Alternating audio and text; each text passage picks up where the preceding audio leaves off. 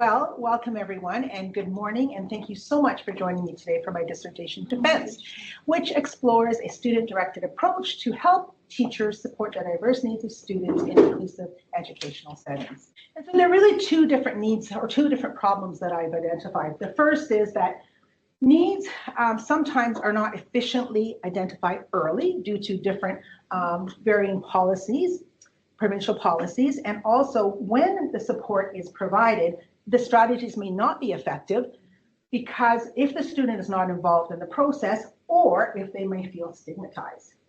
But teachers also face challenges. They sometimes have a lack of time, lack of resources, and lack of support in the classroom. And so what I wanted to do is I wanted to develop an online student-directed holistic assessment tool that would help teachers save time in identifying and effectively supporting the diverse needs of all students in inclusive classroom settings and develop motivated, self-regulated learners. Improvement, there was 3 different cycles of testing.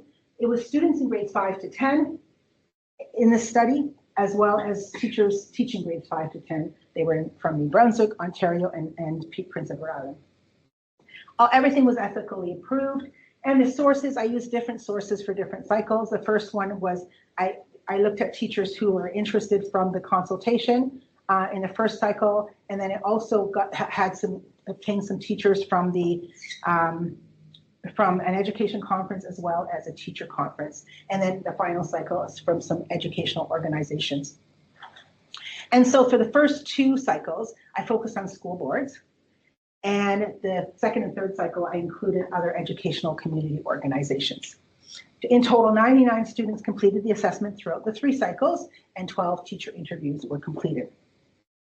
So the first testing cycle was really just to get an understanding of the functionality of the tool. I wanted to understand how it works so it's a smooth experience. So it was a lot of technical feedback that I received. And I asked for technical feedback in all the cycles to help enhance the tool throughout the 3 cycles. And so the second testing cycle was really when I started to look at the motivation impact. I did this through a pre and post survey, as well as teacher interviews. And so the first survey I did was before students actually completed the assessment, they were asked this pre-study assessment. This was done in response to research question 1. I wanted to understand the differences between students with and without challenges. And they responded to these statements under current experiences. And these statements were adapted from several different scales, which included the intrinsic motivation inventory, physical education autonomy relatedness and competence scale, and the health behavior in school-age children survey. I also used the Mann-Whitney test to figure out what the outcome of the their experience was. And what I found was that of the different categories, the 2 that had the most significant differences, or had significant differences, shall I say, were categories of ability to express views and perceived difficulty of the assessment, not having done it yet, the perceived difficulty.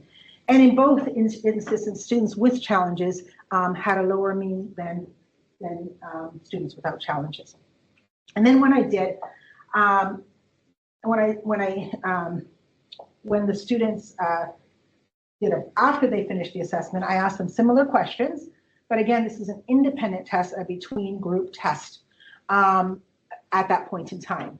So what I noticed was there was a narrowing of the gap in the 2 areas of expressed views and difficulty of activity, which led me to believe that the students who had learning challenges were more probably impacted by the assessment than the students without, based upon this particular one. And if this really aligns with Dichi, Ryan, and Dwex, because they believe that really sometimes it's about students' perception of their mind. That some people may think they have a fixed mindset. It's their perceptions of who they are that may stop them from believing that they can do something. But experiences that they have could change that belief. And so then I moved on to teachers' experiences. So teachers' experiences, what they did was they received the class profile and the learning plans. And so we asked interviews about the information that they got. So they didn't have to do anything, they just had to look at the information. And based upon the information they received, the first thing to answer with research question 2 was, about building relationships. They felt that the information would help them build more holistic relationships with their students. And this is why, is because a lot of the information that they're asked, they don't normally get elsewhere. Some of them even said that it was good for them because they have a lot of students in the class, and it's hard to get to know all these students. So this would help them build relationships a little bit more. Second thing was, they said some of them really appreciated the audio files because it was a way for them to hear directly from students that may not want to speak up in class. And again, by hearing from them, they could support them better. And the third thing was, this was a little different. Teachers, the majority of teachers said, or many teachers said, they wanted to, they were willing and receptive to provide student choice in learning. However, some teachers said, we'll do it, but they wanted to control how it was going to be done and when it was going to be done and all of that. They also said that they thought the students needed some guidance in the implementation of the strategies. And so these views contrasted a little bit with Rogers, who believed that Rogers believed that providing students with choice doesn't really take away the responsibilities of the teacher in any way, because they still have to teach them how to use certain skills, but instead it actually might help teachers support students in large classrooms when you give some students more choice. And then in answer to the third research question, the first